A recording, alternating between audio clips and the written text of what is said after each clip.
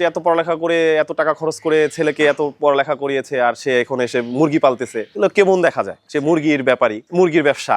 আসলে মুরগি সেক্টরটা মানুষ ওই রকম চোখে দেখে যে এটা একেবারে নিম্নমানের। আসলে বিজনেস তো বিজনেস না। আজকে আমার আন্ডারে 5 থেকে 6 জন চাকরি করতেছে, আমি মাসে 60 থেকে 70 হাজার টাকা স্যালারি দিচ্ছি, যেখানে আমি 30 হাজার টাকার জব করতাম। পড়ালেখাটা করায় কিন্তু উদ্যোক্তা হওয়ার জন্য। আমাদের বিবিএ তে সবসময় পড়ালেখা করিয়েছে, ছোটবেলা থেকে চিন্তা ছিল যে না, আমি বড় হয়ে একটা উদ্যোক্তা হব। এখানে আমাদের ফুল শৌখিন মুরগি, আমাদের বাচ্চাগুলো মানে এত পরিমাণ সেল হচ্ছে, আমাদের চাহিদা অনুযায়ী আমরা বাচ্চা উৎপন্ন করতে পারছি না। এর জন্য আর কি আমরা বাড়ানোর চিন্তায় আছি যে আমরা আরো বাড়াবো। আমাদের এত পরিমাণ চাহিদা, আমরা অন্য জায়গা থেকে বাচ্চা কিনে নিয়ে এসে তারপর কাস্টমারকে দিতে হয় আমাদের। আমি সিএসসিসি কমপ্লিট করেছি, এটা ঢাকাতে আমার এসপি চৌধুরী অ্যান্ড কং ফার্মে। আমি 2017-তে আর কি আমি শেষ করেছি। 17-তে শেষ করার পর তারপর আমি 1 বছর জব করেছিলাম। এই ফার্ম জগৎটাই আমার ভালো লাগে, মানে ছোটবেলা থেকে আমি পড়ালেখার পাশাপাশি ফার্ম করেছি। বিবিএ করি যখন, তখন আমার একটা কোয়েল ফার্ম ছিল, আমার একটা ফ্রেন্ড দেখাশোনা করতে। এক সময় দেখা গেল বিজনেসটা আমি অতটা ডেভেলপ করতে পারিনি, মোটামুটি ভালো কোয়েল আমরা উৎপন্ন করতাম। তারপরে সময় দেখা গেল আমি বিজি হয়ে গেলাম পড়ালেখায়, তখন আমার ফ্রেন্ডরা ওইভাবে পরিচালনা করতে পারলো না, বিজনেসটা নষ্ট হয়ে গেল।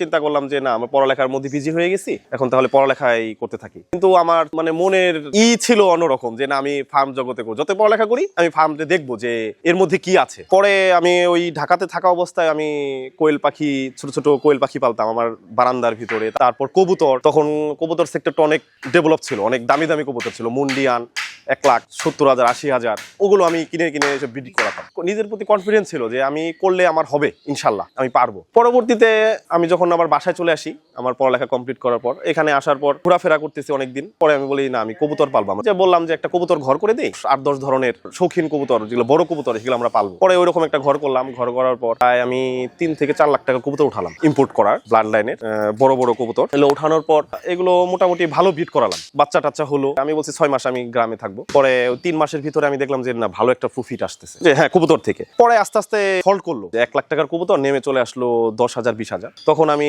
দেখলাম যে আস্তে আস্তে আমাদের বাংলাদেশে শৌখিন মুরগি ঢুকতেছে। কিছু কবুতর সেল করলাম, সেল করে আমি মুরগি নিয়ে আসলাম, যে দেখি আমার মুরগিতে কি রকম হয়। তখন আমি প্রথম নিয়ে আসছিলাম, তখন আমাদের বাংলাদেশে তখন মুরগি হয়েছে সিল্কি মুরগি, সিলভার কোচিক, এখন আমার ওগুলো আছে। 3 জোড়া বাচ্চা নিয়ে আসলাম, তখন অনেক দাম। এক জোড়া সিল্কি মুরগির দাম যখন 8-10 হাজার 20,000 পেয়ার, মানে জোড়া, তখন বাচ্চাই। তখন নিয়ে আসলাম ইম্পোর্ট করা। তখন নিয়ে আসার পর দেখলাম যে না, আল্লাহর রহমতে ওগুলো ভালো একটা আমি পারতেছি। পরে 2 থেকে 4টা, 4 থেকে 5টা, এভাবে 6-7 মাস হয়ে যায়। বাসা থেকে বলে যে তুমি যাও না কেন? আমি বলি আমি যাচ্ছি, দেখি আর একটু ভালো লাগে। পরে একটা ঘর বানালাম, আমার বাড়ির ভিতরে কবুতর সব বিক্রি করে ফেললাম। চিন্তা করলাম যে না, আমি এখানে 10-15 জাতের মুরগি উঠাবো।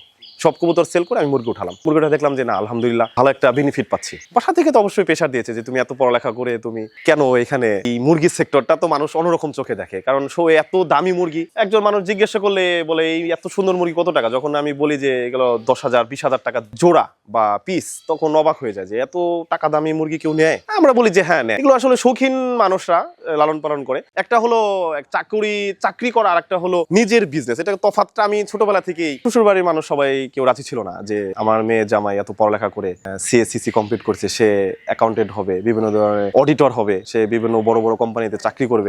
বিবিএ ঢাকাতে গিয়ে প্রাইভেট ইউনিভার্সিটিতে পড়ালেখা তো অনেক টাকা খরচ, যে তুমি সব টাকা তোমার ছেলের দিকে ইনভেস্ট করলা, পড়ালেখা করালা, সে এখন মুরগির কি রকম মান সম্মান থাকে না এলাকায়, যে হ্যাঁ মুরগির ব্যাপারী, সে মুরগি লালন পালন করতেছে। আমি সবসময় বলতো যে মানুষজন এসে জিজ্ঞাসা করে, তোমার শ্বশুর বাড়ির মানুষ বা আমাদের আশেপাশের মানুষ, আপনার ছেলে এখন কি করে, পড়ালেখা করে? তখন আমি বলতে পারি না যে আমার ছেলে মুরগির ব্যবসায়ী। আমি মুরগির ব্যবসায়ী আমাকে কেউ বললে আমি কখনোই অনুমাইন্ডে যাই না, যে না আলহামদুলিল্লাহ আমি মুরগি ব্যবসায়ী, সমস্যা নেই, আমি মুরগির ব্যবসায়ী করবো। একজনের, আমার দ্বারা 5 জন ছেলে, আমাদের এলাকার ছেলে কাজ করতেছে। আমি যখন বিজনেস স্টার্ট করি তখন 3 লাখ টাকা ইনভেস্ট করেছিলাম। তারপরে মুরগি উৎপন্ন হয়েছে, বাচ্চা তৈরি করেছি, বাচ্চা বিক্রি করেছি। এখন আলহামদুলিল্লাহ আমার বিজনেসে 30 লাখ টাকার উপরে ইনভেস্ট।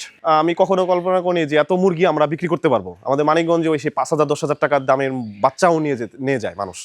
আমাদের এলাকার মানুষ এখন আমাকে সাপোর্ট করে যে না, ও কিছু একটা করতে পেরেছে। খারাপ হলে বেশি প্রকাশ করে, ভালো হলে অতটা কেউ পছন্দ করে না। একটাই সম্মুখীন হয়েছি যে আমাদের একটা ফ্যামিলির একটা নামডাক আছে এলাকায়। ওনারা একটা চিন্তা করতো যে এত পড়ালেখা করে একটা শিক্ষিত ছেলে এসে মুরগির ফার্ম করতেছে, মুরগির সাথে ময়লা টয়লা নিয়ে সে কাজ করতেছে। এখন আমার বাবা মা, হ্যাঁ আলহামদুলিল্লাহ সবাই অনেক খুশি।